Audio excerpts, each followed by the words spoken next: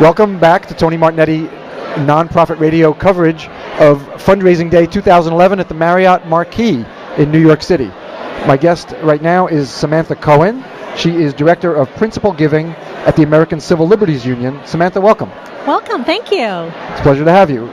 Samantha's topic is prospect researchers' research on women donors, how to research female donors, and how to research female, major, and planned giving donors. What is the importance of females in individual giving? Let's start with that, Samantha. Well, I think it's very important to realize that women are outliving men. And at the end of the day, the wealth transfer is going from the men to the women. So a large proportion of giving will be directed by women, both outright and very much estate gifts. Is it often hard to find what the wealth of women is? Is it often in the husband's name, now the deceased husband's name, or is that a problem? That certainly can be a problem, but you can find some of the resources. I think the key with the research is to pay very close attention to the holistic picture when you're doing a profile, not just looking at the particular name on the real estate record, but looking at all of the real estate records, looking at the names on the giving history, and when you can look at it as a whole, you get a much better sense of what the individual can do. Okay, so you're advocating holistic prospect research. Absolutely. Okay, not only looking at the financial records.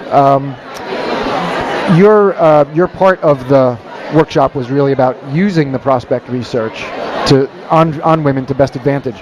But what do you, as a gift officer, what do you like to see as the product that comes from the prospect researcher?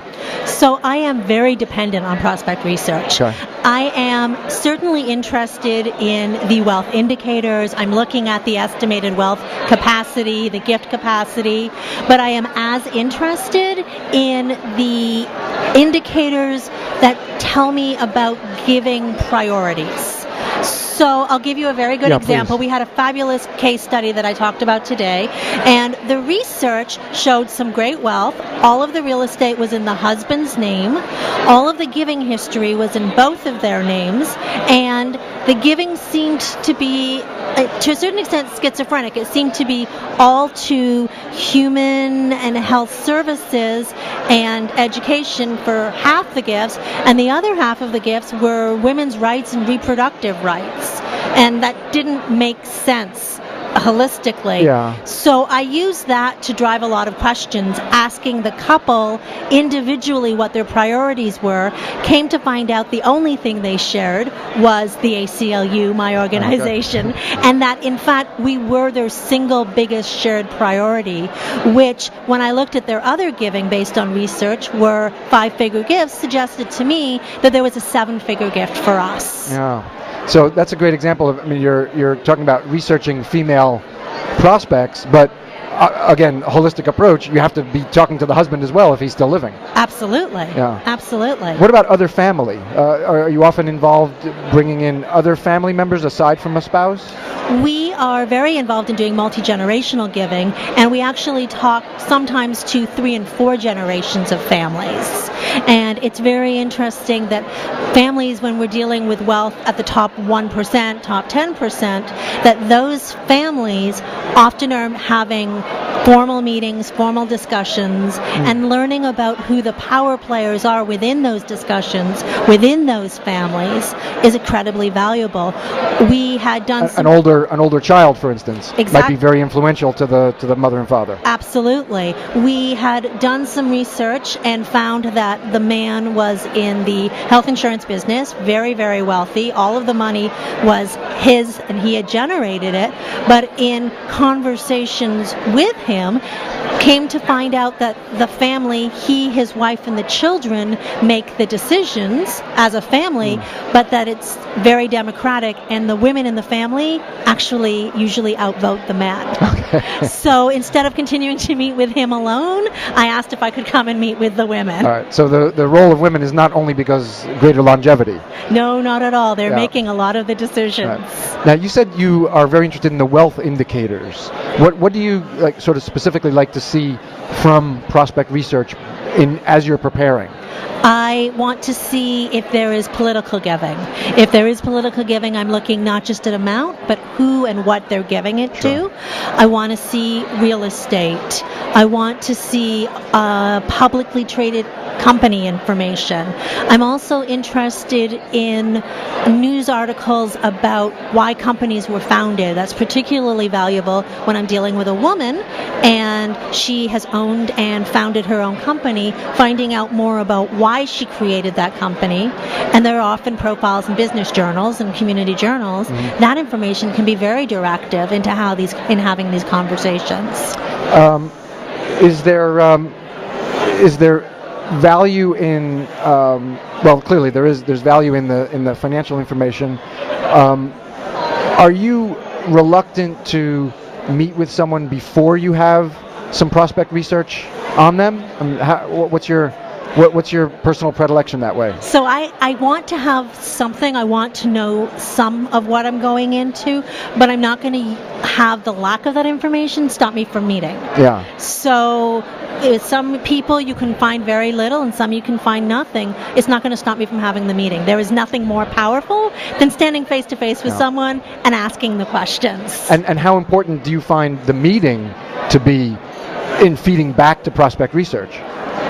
I think that's something that has been missing a lot in the business. There's a lot of push out of information from research, but officers are not very good at sharing it back. We tend to like to do a full circle, so I'll come back and say, I heard that they were very involved, maybe in a different country, maybe in a different state. Can we do some research there? I'll bring that back. Our researcher will do more information, and it becomes this fabulous feedback loop that includes the donor that just creates this beautiful, full picture. Yeah, because there's nothing better than sitting with someone, right? Over a meal for an hour and a half, or in their office for 30 minutes. That I've always thought that's the incredibly valuable prospect research. You're finding out wealth of information. You find out more there than you ever can from a database. And it sounds like you're using the written material when you do have it to inform the questions that you're going to ask, right? I mean, you're running the meeting. Absolutely. Talk a little about running that prospect meeting for us. So for me, for the meeting, I don't want to spend a lot of time talking about mission or about the organization. I already know the organization. Mm-hmm. They often know the organization. And with our members, they've known it probably longer and better than I ever could. Yeah. So I want to know about them. I want to ask questions like, how do you make your philanthropic decisions? Why do you give to us? Why did you first give to us? Do you and your husband make the same decisions, have the same priorities? Those are the questions I want to ask and learn about. Right. When do you make your decisions? I want to drill down and find out, are there assets that they can give that we couldn't find? Have they considered including real estate? Have they considered including an estate gift? So I normally spend probably 2/3 of the meeting asking those sorts of questions, finding out a lot more about what they do, why they do it, and then I'm going to make a solicitation. I don't leave a meeting without making the ask. An outstanding gift officer, of course. You mentioned the hard-to-find assets.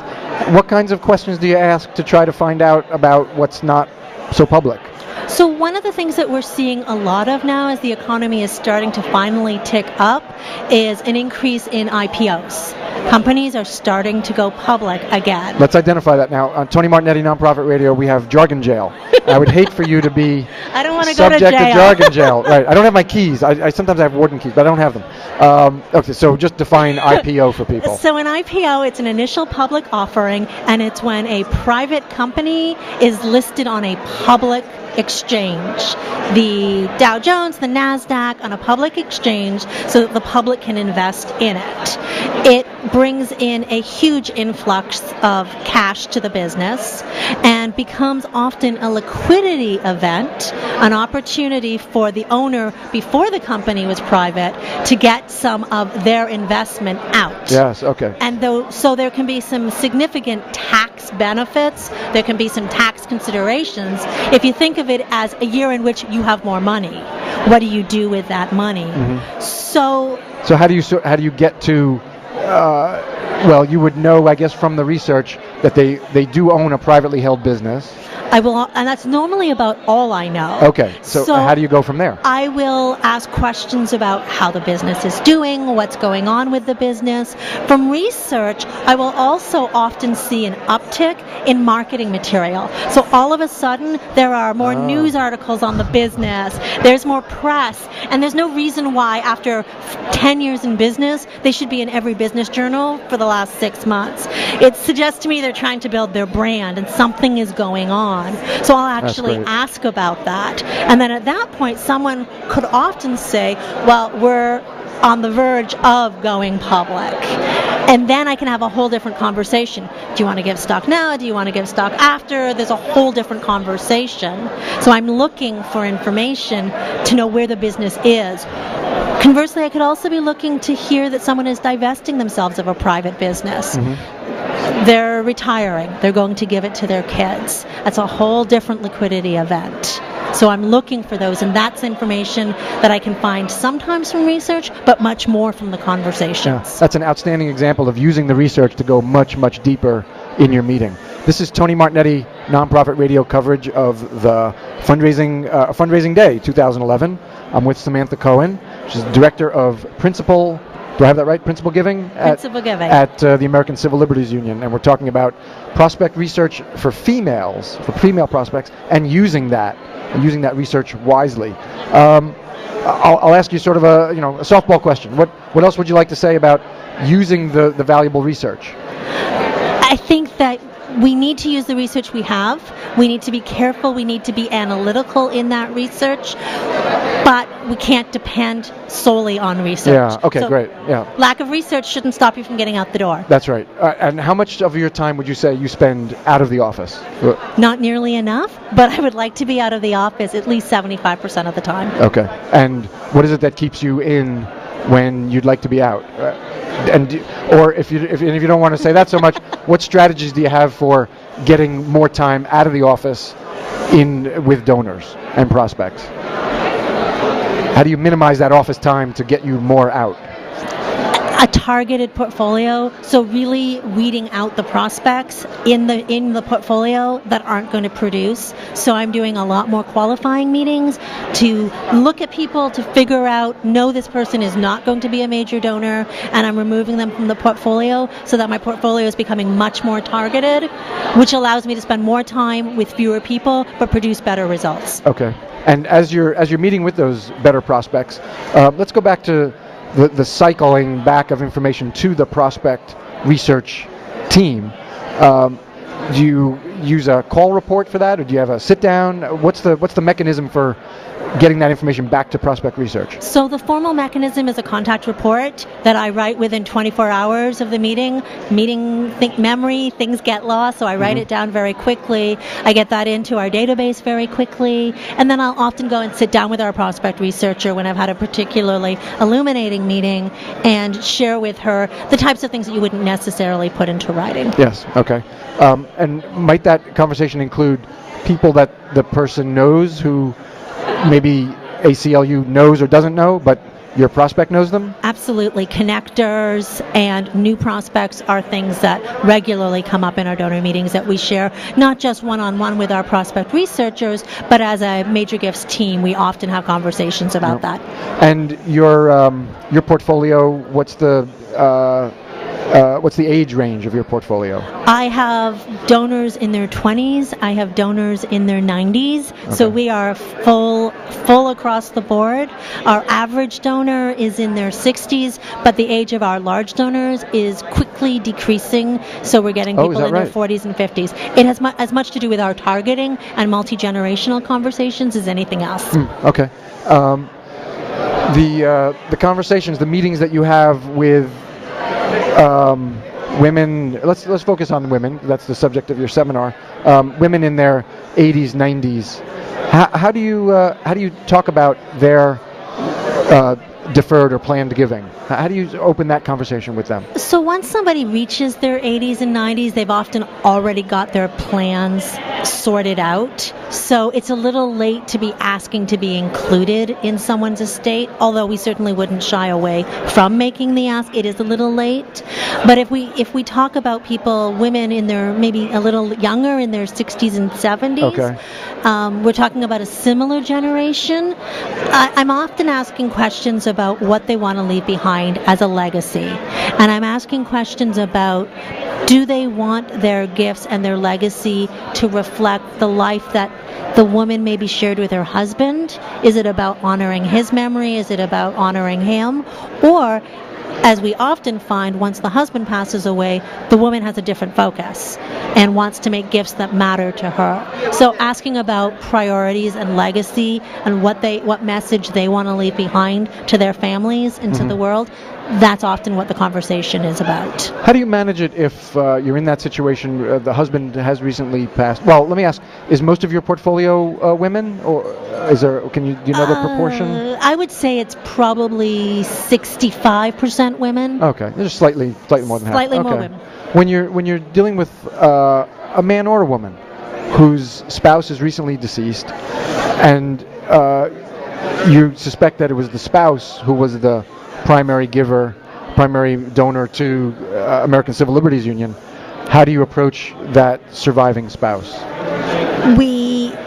I think the most important thing is we do approach them. We don't assume because the spouse who was the instigator of the giving has deceased, we don't assume that the giving can't continue. And I think that's a very key point. You don't just let people go away.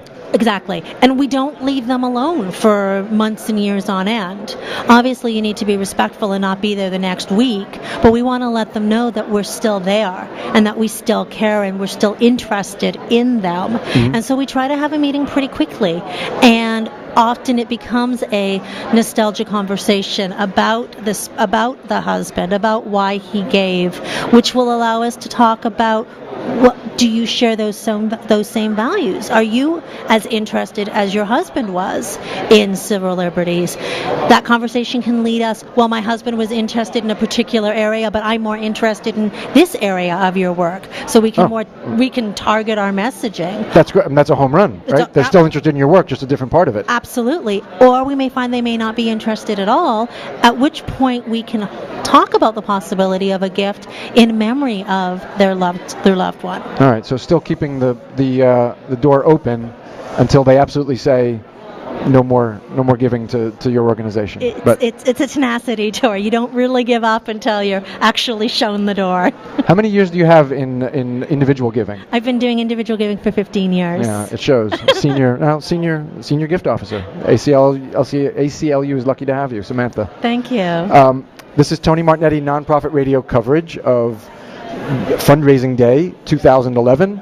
I've been with Samantha Cohen. She is Director of Principal Giving. Yes, at the American Civil Liberties Union. And Samantha, I want to thank you very much for being a guest. It was a pleasure. It was a pleasure. Thank you very much. You're welcome.